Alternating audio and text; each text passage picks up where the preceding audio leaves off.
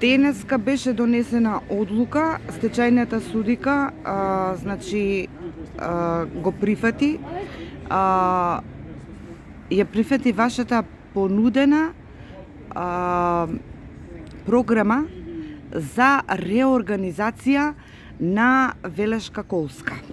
Што нуди вашата фирма во делот на реорганизацијата?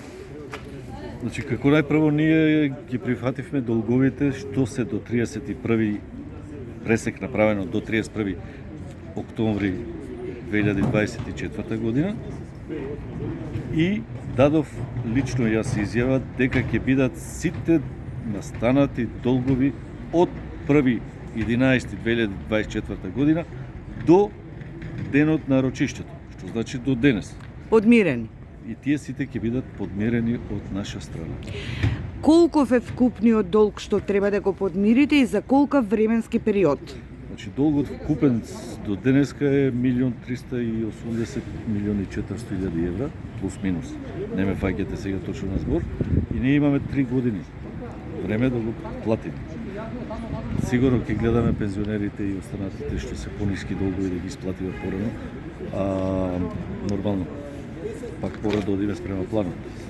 Тука со договор на стечајниот управник ќе договараме што како.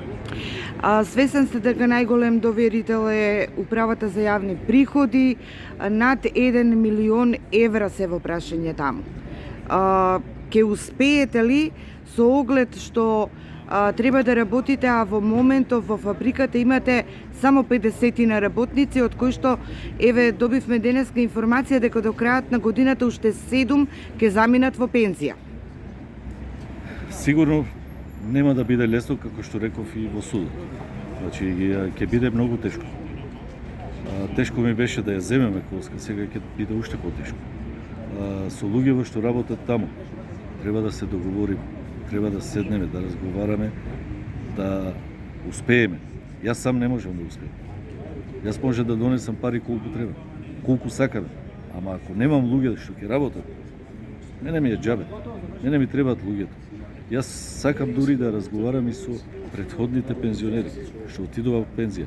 Дали ќе сакаат да ми помогнат, дали ќе сакаат да дојдат, дали ќе сакаат да ми помогнат да земеме млади луѓе да работат, да ги научат да работат. Значи, Колска е специфична работа. Не е угостителски објект. И таму имаме стварно, ќе имаме тешкоти.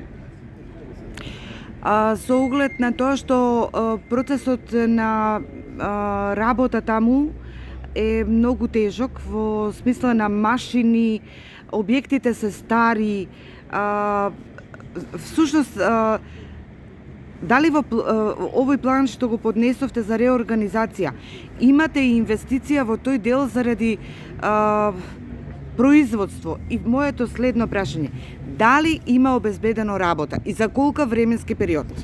Значи, вака сега, ние во планот за реорганизација имаме доставено дека во наредните 3 години, во следните 3 години ќе инвестираме 10 милиони евра.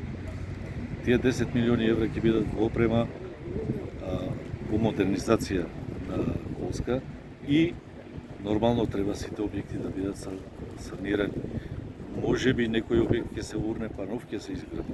Тоа треба да видам со моите партнери. Јас сега ќе седнам во текот на оваа недела додека да добиеме решение од судот, ќе седнам со партнериве да видиме како ќе почнеме да работиме.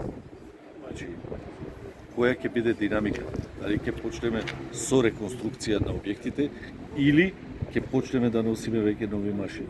Ама тука треба да видам сега со моите партнери. Јас не можам сега сам да ви дадам никаква изјава за тоа. И само уште едно прашање, колку работници сметате дека ќе бидат потребни и како ќе се справите со горливиот проблем да најдете до 100 работници, како што се сеќавам во претходниот разговор со вас, за да може да стартувате производство? И кога ќе биде стартувано производството? Значи, најтешкото е да најдеме работници. Ние ќе се трудиме како прво со зголемување на платите. Ама тоа нема да не биде како да ви кажам, нема да биде сигурно дека некој за некоја плата повисока ќе дојде да работи кај нас. Јас мора да разговарам со училиштата во Велес, што имаат занаически училишта, најверојатно има.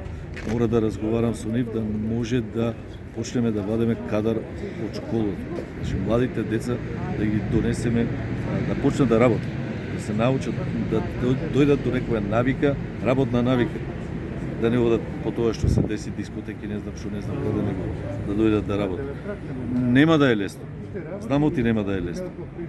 Ние планираме во овие 3 години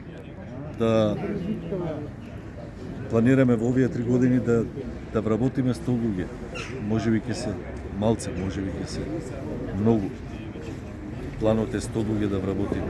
Имаме 50 луѓе сега што се моментално што ќе одат во пензија. Значи, по наредните 3 години најверојатно половините од тие 50 ќе одат во пензија. И за крај само, значи, кои се вашите партнери кои што учествуваат во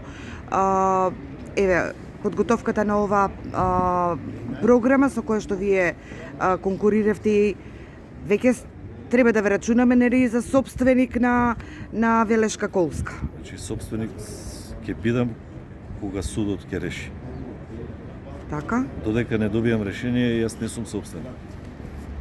А моите партнери ги реков, значи тие се од Италија и од Албанија. Најголемиот партнер е од Италија. И Тоа е фирмата? Фирмата Ситав, која работи истата дејност што ја работи Колска. Таму има над 1100 вработени.